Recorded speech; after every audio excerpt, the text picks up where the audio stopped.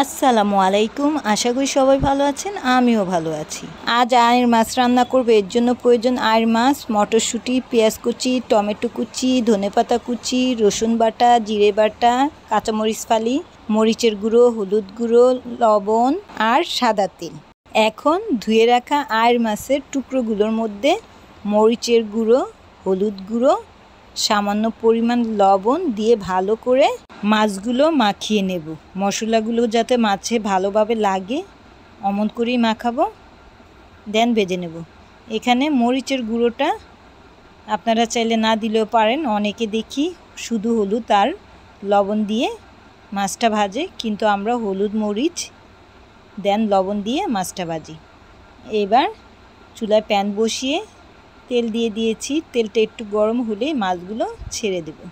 এবার মাছগুলো এপিট ওপিট ভালো করে ভেজে নেব, দেন এটাকে রান্না করব। এই মাছটা চাইলে আপনারা না ভেজেও রান্না করে খেতে পারেন। ওইভাবে একরকম টেস্ট, ভেজে রান্না করলে আর এক রকম টেস্ট। আমরা যেহেতু ভাজা মাছটা খাই, এর জন্য ভেজে নিচ্ছি, দেন রান্না করব। সবগুলো মাছ ভাজা হয়ে গিয়েছে, এবার উঠিয়ে নিব। আর একটু তেল দিয়ে নিচ্ছি, দেন পেঁয়াজ কুচিগুলো দিয়ে ভালো করে কিছু সময়ের জন্য ভেজে নেব।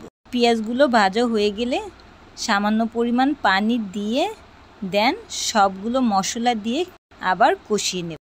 এবার সবগুলো মশলা এক এক করে দিয়ে দিব। মরিচের গুঁড়ো, হলুদের গুঁড়ো, স্বাদমতো লবণ, জিরে বাটা, রসুন বাটা, এগুলো সব দিয়ে কিছুক্ষণ সময় কষিয়ে নিয়েছি। দেন টমেটো কুচিগুলো দিয়ে আবার একটু কষিয়ে নেব। এবার ফ্রোজেন করে রাখা সেদ্ধ মটরশুঁটি দিয়ে দেব। এখন কিছু সময় নেড়ে চেড়ে সামান্য পরিমাণ পানি দিয়ে কিছু সময়ের জন্য আবার রান্না করে নেব। দেন এক এক করে মাছগুলো ছেড়ে দেব। মাছগুলো দিয়ে দেওয়া হয়েছে, কাঁচামরিচ ফালিও দিয়ে দিছি। এবার আবার কিছু সময় রান্না করে ধনেপাতা কুচি দিয়ে নামিয়ে ফেলবো। তাহলেই রান্না হয়ে যাবে টমেটো দিয়ে আয়ের মাছের ঝোল। গরম ভাতের সাথে এই তরকারিটা খুবই মজা।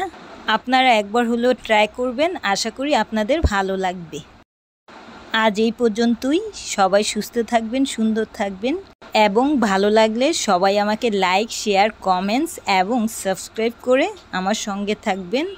আমাকে বেশি বেশি করে সাপোর্ট করবেন। ধন্যবাদ সবাইকে। আল্লাহ হাফেজ।